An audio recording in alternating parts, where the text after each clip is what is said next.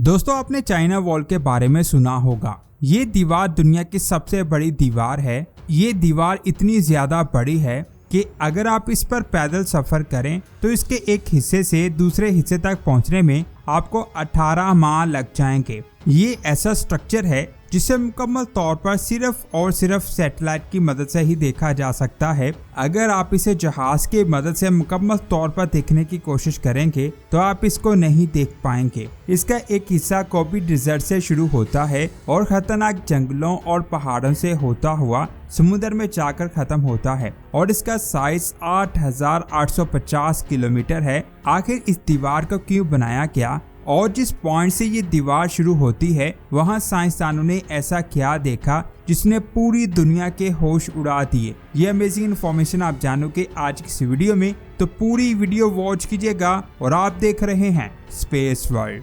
8,850 kilometre distance इतना ज्यादा है कि अगर आप एक ट्रेन से लगातार सफर करें तो इस डिस्टेंस को पार करने में आपको 14 दिन लग जाएंगे। अब सोचने वाली बात यह है कि जिस दीवार को एक ट्रेन से पार करने में 14 दिन लग जाएंगे तो इस दीवार को 650 साल पहले चाइना के लोगों ने कैसे बनाया होगा। इस चीज के बारे में जानने के लिए साइंसदानों ने इस दीवार को 2 तरीकों से स्टडी किया। एक था सैटेलाइट और दूसरा था ड्रोन। सैटेलाइट से साइंसदानों ने नोटिस किया कि इस दीवार में हर कुछ फीट पर टावर्स बने हुए हैं जिनके चारों तरफ विंडोज मौजूद हैं। यहाँ एक आदमी खड़ा होकर दूर तक आसानी से देख सकता है। असल में इन वॉच टावर से चारों तरफ निगरानी की जाती थी और पूरी दीवार में ऐसे 24,000 से ज्यादा वॉच टावर्स को फाइंड किया जा चुका है। इसके अलावा साइंसदानों ने दीवार की ऊपर वाली साइड पर इन छोटे छोटे सुराखों को देखा। जब इन सुराखों की जांच पड़ताल की गई तो पता चला कि 650 साल पहले चाइना की आर्मी के लोग यहां से दुश्मन पर तोप से हमला करते थे, जिससे दुश्मन इस दीवार पर नहीं चढ़ पाता था और उसे मजबूरन पीछे हटना पड़ता था। यानी इस दीवार को एक शील्ड के तौर पर इस्तेमाल किया जाता था और दुश्मन के लिए इसे क्रॉस कर पाना बहुत ज्यादा मुश्किल था। अब सोचने वाली बात यह है कि आखिर ये कौन लोग थे जिनसे चाइना की आर्मी को इतना ज्यादा खतरा था। जब सैटेलाइट से इस दीवार को स्टडी किया जा रहा था तब साइंसदानों ने नोटिस किया कि ये दीवार रेगिस्तान, पहाड़ और खतरनाक जंगलों से गुजरती है, जिसके बाद उनका ध्यान जंगलात की तरफ गया। उस दौर में यहाँ मंगोल रहा करते थे जो चाइना में आकर कत्लो-गारत और लूट मार करते थे। मंगोलों से तंग आकर चाइना की आर्मी ने इस दीवार को बनाया ताकि मंगोल जंगलात से चाइना के अंदर दाखिल ना हो सके। ये तो पता चल चुका था कि इस दीवार को क्यों बनाया गया, लेकिन अभी तक ये नहीं पता चल सका कि इस दीवार को कैसे बनाया गया। सैटेलाइट से साइंसदानों ने इस पॉइंट को नोटिस किया। यहाँ से ये दीवार सबसे ऊंचे पॉइंट से होकर गुजरती है। असल में ये एरिया बीजिंग से 100 किलोमीटर दूर जिनचैंग का पहाड़ी सिलसिला है। यहाँ बहुत ऊंचे ऊंचे पहाड़ मौजूद हैं और ये एरिया इस दीवार का सबसे ऊंचा पॉइंट है, जिसे देखकर वो सोच में पड़ के कि आखिर इतने ऊंचे पॉइंट पर उस वक्त के लोगों ने बड़े बड़े पत्थरों को कैसे पहुंचाया जब टेक्नोलॉजी नाम की कोई चीज मौजूद नहीं थी। इस चीज के बारे में जानने के लिए ड्रोन का इस्तेमाल किया गया। ड्रोन की मदद से इस दीवार का 3D मैप बनाया गया। 3D मॉडल से इस वॉल का सारा मैप साइंसदानों के सामने था। मॉडल से उनको इस दीवार की नीचे वाली साइड पर कुछ सुराख दिखाई दिए। ये छोटे छोटे सुराख असल में डोर्स थे जो इस दीवार के बिल्कुल नीचे बनाए गए थे, जिनसे दीवार के दूसरी जानब आसानी से जाया जा सकता था। ये दरवाजे पहाड़ों के अंदर छुपे हुए थे जो आसानी से दिखाई नहीं दे रहे थे, जिसकी वजह से इन डोर्स को सीक्रेट डोर्स का नाम दिया गया। अब सवाल ये आता है कि इन डोर्स को क्यों बनाया गया। अभी साइंसदान इसके बारे में रिसर्च कर ही रहे थे कि इन्हें एक सुराख दिखाई दिया जिसे तोड़ा गया था। असल में ये एक टनल का सुराख था जिसको बाहर से नहीं बल्कि अंदर से तोड़ा गया था, जिसके पास साइंसदानों ने कहा कि इन डोर्स और सीक्रेट टनल को उस वक्त मिंग्स की आर्मी ने इसीलिए बनाया कि जब मंगोल हमला करे तो आर्मी के लोग इंडोर से जंगलों में जाकर बैक साइड से मंगोलों पर हमला कर सके। सैटेलाइट की मदद से उनको ये भी पता चला कि ये दीवार ईस्टर्न चाइना से शुरू होकर चाइना के गोबी डिजर्ट तक फैली हुई थी। यहाँ एक खूबसूरत किला बना हुआ है। ये किला बहुत ज्यादा बड़ा है। और शायद यही उस वक्त की आर्मी का हेडक्वार्टर था। अभी तक साइंसदानों को ये लग रहा था कि ये दीवार गोबी डिजर्ट में आकर खत्म हो जाती है, लेकिन सैटेलाइट की तस्वीर में एक ऐसी चीज थी जिसने सबके होश उड़ा दिए। इस तस्वीर में आप देख सकते हैं कि यहाँ पर दीवार खत्म होती है, वहाँ से एक और दीवार शुरू होती है। जब साइंसदान वहाँ गए तो उन्होंने देखा ये दीवार ग्रेट फॉल ऑफ चाइना से काफी पुरानी लग रही थी, लेकिन बाद में ये बात कंफर्म हो गई कि ये दीवार ग्रेट फॉल ऑफ चाइना से काफी पुरानी है। इसके अलावा वहाँ पर उनको कुछ चीजें मिली। जब उनकी डेटिंग की गई तो पता चला ये चीजें 2200 साल पुरानी हैं, यानी ये चीजें मिंग्स डायनेस्टी से 1500 साल पुरानी हैं। लेकिन उस वक्त ना चाइना में मिंग्स डायनेस्टी की हुकूमत थी और ना ही मंगोल थे। तो फिर ये दीवार क्यों बनाई गई और इसे किसने बनाया? इस दीवार के साथ बहुत अजीबोगरीब स्ट्रक्चर भी बने हुए थे। साइंसदान उन स्ट्रक्चर्स के बारे में जानने की कोशिश कर रहे थे कि उनको अचानक कुछ ऐसी लकड़ियों के टुकड़े मिले जिन पर कुछ लिखा हुआ था। ये टुकड़े 2200 साल पुराने थे और इन लकड़ियों के टुकड़ों पर लिखी चीजों को आसानी से पढ़ा जा सकता था। जब इसकी ट्रांसलेशन की गई तो पता चला ये टुकड़े किसी कमांडर के थे। इन टुकड़ों पर लिखा हुआ था कि जब हंस हमले के लिए आए तो सारे वॉच टावर पर फ्लैग लहराए जाएं और आज के वक्त हमला होने पर वॉच टावर पर आग लगाई जाए। असल में हंस 2200 साल पहले इन इलाकों पर हुकूमत करते थे और इनके वॉरियर्स मंगोलों से भी ज्यादा खतरनाक हुआ करते थे, जिसके बाद साइंसदानों को पता चला कि ये अजीबोगरीब स्ट्रक्चर्स वॉच टावर थे जो 2200 साल पुराने थे। ये दीवार भी हजारों मील तक फैली हुई थी। इस वॉल के साथ साइंसदान को कुछ ऐसे सबूत भी मिले जिनको देखकर ये पता चला कि इस वॉल से सिर्फ बॉर्डर को प्रोटेक्ट नहीं किया जाता था, बल्कि इस वॉल से सिल्क रूट को भी प्रोटेक्ट किया जाता था। सिल्क रूट को कदीम जमाने में ट्रेड के लिए इस्तेमाल किया जाता था, जो चाइना को ईस्टर्न और वेस्टर्न कंट्रीज से जोड़ता था। इस रूट पर ज्यादातर रेशम की ट्रेड होती थी, इसलिए इस रूट को सिल्क रूट का नाम दिया गया। चाइना के लिए ये रूट बहुत ज्यादा अहम था क्योंकि ज्यादातर ट्रेड इसी पर होती थी, इसीलिए चाइना को किसी भी तरह इस रूट को प्रोटेक्ट करना था।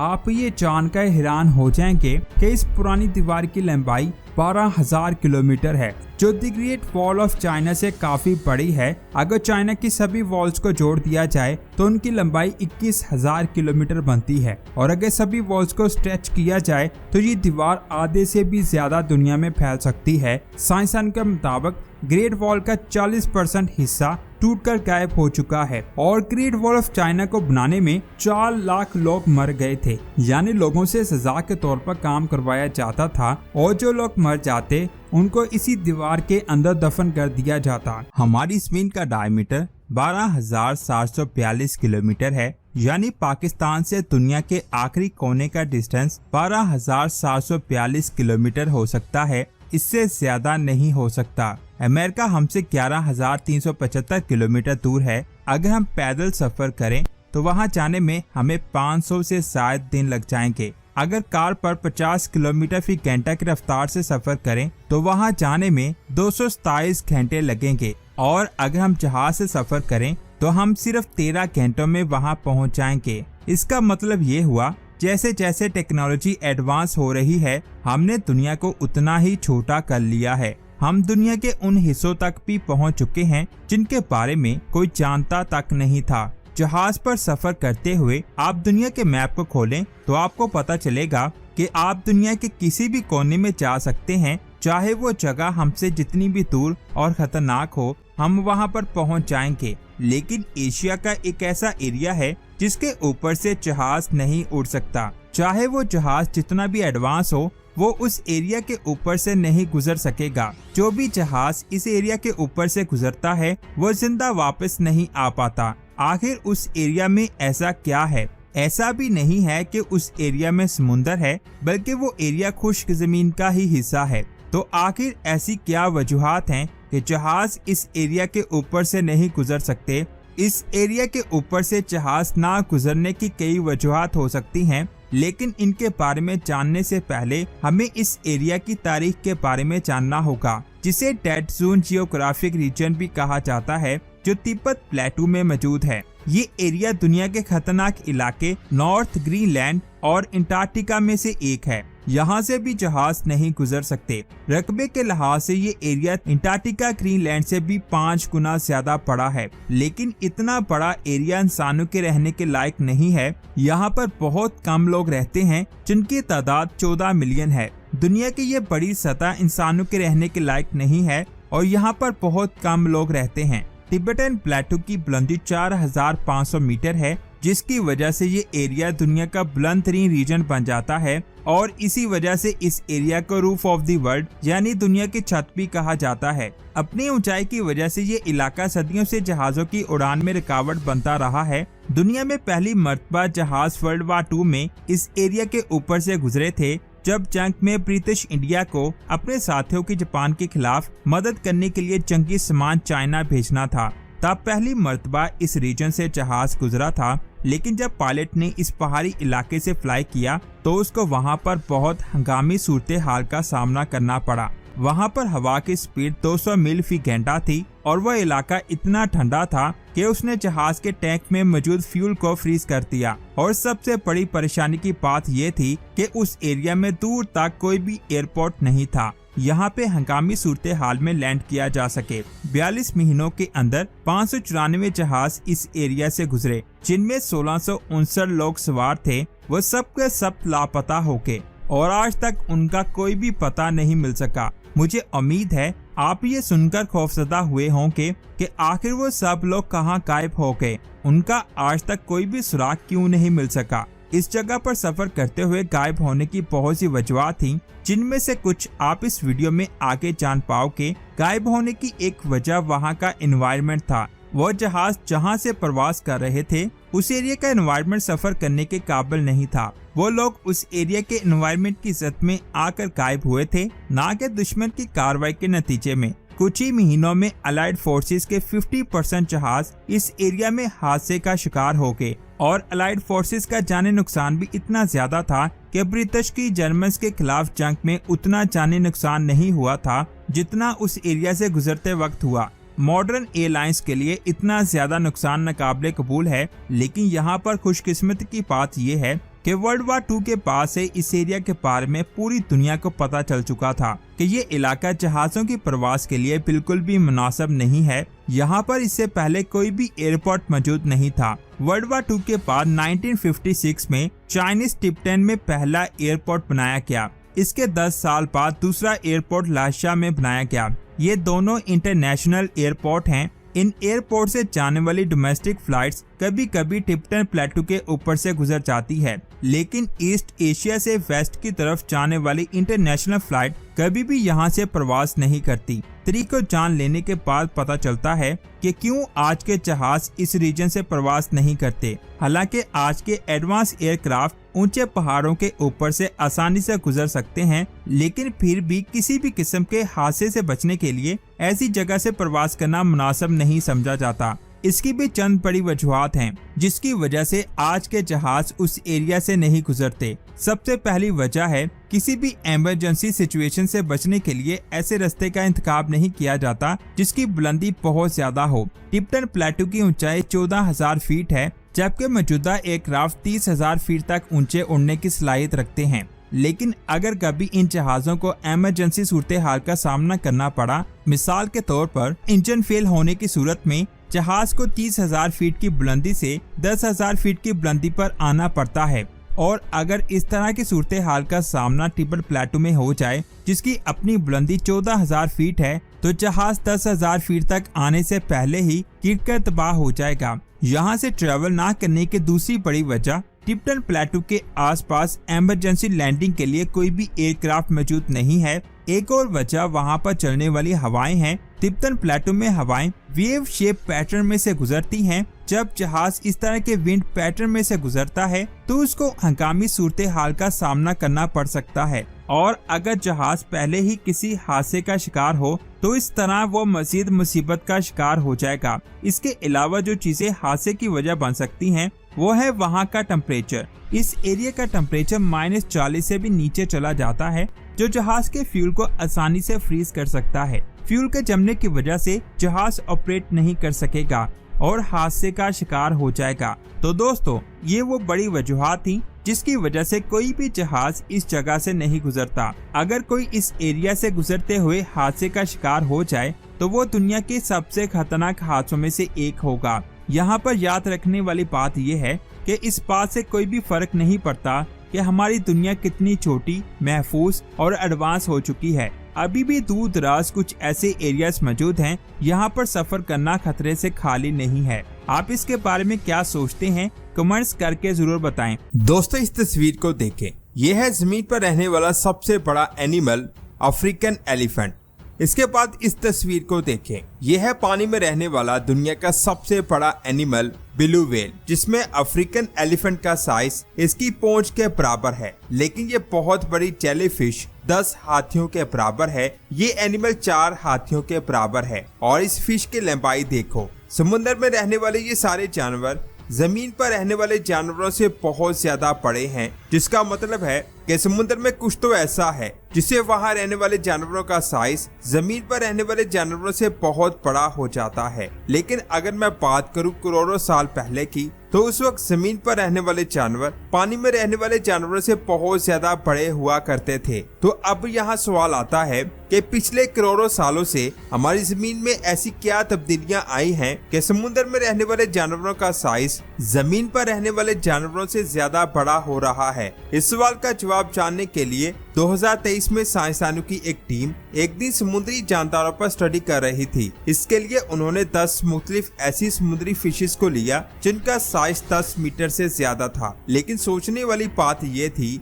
कि साइंसदानों ने सी मैमल्स को ही क्यों लिया। असल में साइंसदानों की टीम को पता था कि जमीन पर रहने वाले मैमल्स की ग्रोथ 9 जीन्स की वजह से होती है। इन 9 जीन्स में से 2 जीन्स की कॉम्बिनेशन जमीन पर रहने वाले मैमल्स में भी पाई जाती है। इसीलिए साइंसदानों की टीम ने सी मैमल्स को लिया और इनमें 9 ग्रोथ जीन्स को फाइंड करना शुरू कर दिया। और रिजल्ट देखकर वो हैरान हो गए। उन्होंने ये देखा कि उन मैमल्स में 9 जीन्स में से एट अ टाइम 4 जीन्स की कॉम्बिनेशन मौजूद थे, जबकि जमीन पर रहने वाले मैमल्स में सिर्फ 2 जीन्स के कॉम्बिनेशन मौजूद थे। यानी साइंसदानों के मुताबिक इन 4 जीन्स कॉम्बिनेशन के इफेक्ट की वजह से समुद्र में रहने वाले मैमल्स का साइज जमीन पर रहने वाले मैमल से ज्यादा बड़ा है।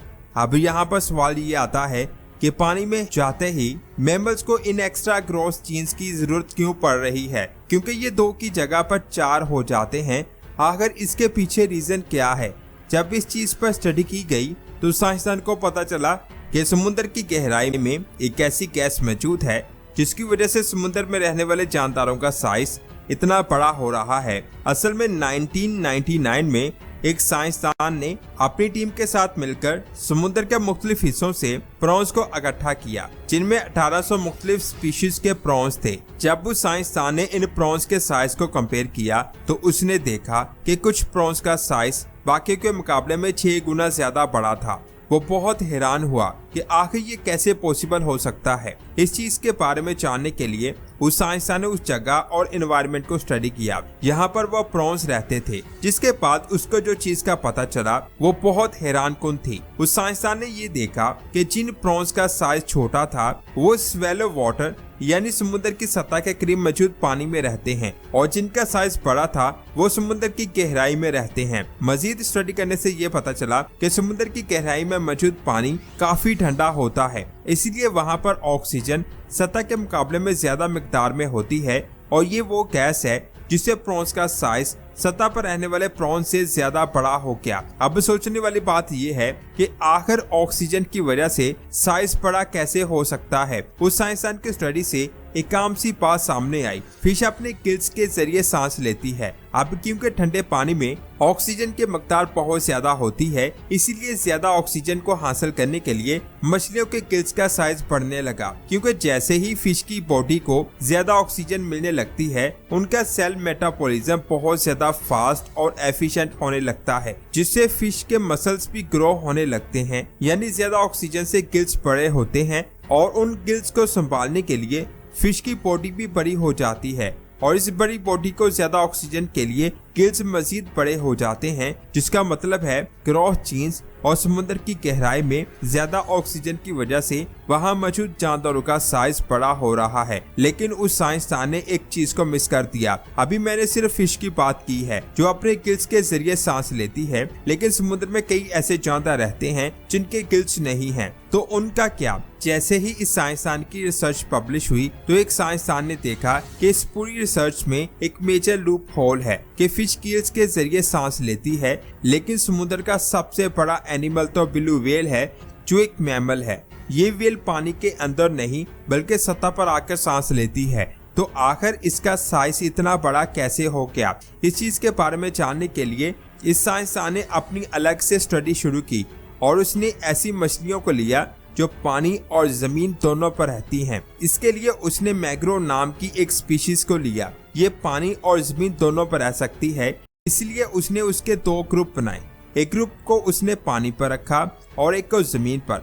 2 हफ्तों के बाद उस साइंसदान ने देखा कि जिन फिशेस को जमीन पर रखा था उनकी रीढ़ की हड्डी 2 हफ्तों के बाद पानी में रखी फिश के मुकाबले में काफी ज्यादा थिक और स्विफ्ट हो गई थी। ऐसा तब होता है जब किसी जानदार पर ग्रेविटी का असर ज्यादा होता है, लेकिन जमीन पर तो हर जगह ग्रेविटी एक जैसी होती है। ऐसा तो बिल्कुल नहीं है कि जमीन पर तो उन मछलियों पर ग्रेविटी का असर ज्यादा हुआ है। तो फिर इन दोनों एनवायरनमेंट में ऐसा क्या बदला? अगर आप बॉल और पत्थर को पानी में फेंकोगे तो पत्थर पानी में डूब जाएगा, जबकि बॉल पानी पर तैरेगी, क्योंकि कोई भी चीज पानी में गिरते ही अपने वजन जितना पानी नीचे पुश करती है, उसके जवाब में पानी उतनी ही फोर्स से उस चीज को ऊपर की तरफ पुश करता है। इसे बुयोनेंस फोर्स कहते हैं। इस फोर्स की वजह से समुद्र की गहराई में जानदारों का साइज बड़ा हो जाता है, क्योंकि अगर कोई हाथी ब्लू व्हेल जितना बड़ा हो गया तो उसकी हड्डियां जितनी भी थिक हो जाएं, वो हवा से मिली बुयोनेंस फोर्स उसे ग्रेविटी बर्दाश्त करने में उतनी मदद नहीं करेगी जितनी पानी की वजह से ब्लू व्हेल को मिलती है। ये भी एक रीजन है जिससे समुद्र में जानदारों का साइज बड़ा हो जाता है। पानी के अंदर मुख्तलिफ जानदारों को तैरने के लिए उनके मुख्तलिफ केमिकल्स बनते हैं और उन केमिकल के लिए उनके ऑर्गेन्स का साइज बड़ा हो जाता है और फिर उनकी बॉडी का साइज भी बड़ा हो जाता है। मुझे उम्मीद है अब आपको समझ आ चुकी होगी कि समुद्र की गहराई में रहने वाले जानदारों का साइज जमीन पर रहने वाले एनिमल से इतना बड़ा क्यों हो जाता है। 2007 में जापान के साइंसदानों की एक टीम अपनी शिप से समुद्र के मुख्तलिफ जानदारों को स्टडी कर रही थी। जब उनकी शिप अंटार्कटिका की कोस्ट लाइन तक पहुंची तो उन्होंने बहुत अजीब एक जानवर देखा जो उनकी शिप के बहुत करीब से गुजरा, जिसकी तस्वीर आप स्क्रीन पर देख सकते हैं। इससे पहले 2005 में गूगल ने भी कुछ ऐसे ही जानदार की तस्वीर को सैटेलाइट की मदद से खींचा था। इसके बाद 2010 में जापान की एक केमिकल कंपनी समुद्र के अंदरूनी हिस्से की वीडियो बना रही थी। तब उन लोगों ने भी इसी तरह के जानदार को देखा जो साइज में बहुत बड़ा था, जिसके 2 हाथ भी थे और उसकी आंखें बहुत छोटी थी, लेकिन वो उसे ज्यादा देर तक नहीं देख पाए। आखिर वो जानदार क्या था, आज तक किसी को पता नहीं चल सका। इसके अलावा समुद्र की गहराई में क्लोजर स्क्विड रहता है, जिसका साइज 10 हाथियों से भी बड़ा है। ये भी समुद्र के सबसे बड़े जानदारों की लिस्ट में आता है और ये बड़े से बड़े जानवरों को अपनी तरफ खींचकर खा जाता है। तो दोस्तों, ये थी आज की शानदार वीडियो। आपको कैसी लगी नीचे कमेंट्स करके जरूर बताएं। इस वीडियो को लाइक और शेयर लाजमी करें। मिलते हैं एक और शानदार वीडियो में। अपना बहुत सारा ख्याल रखें। अल्लाह हाफिज।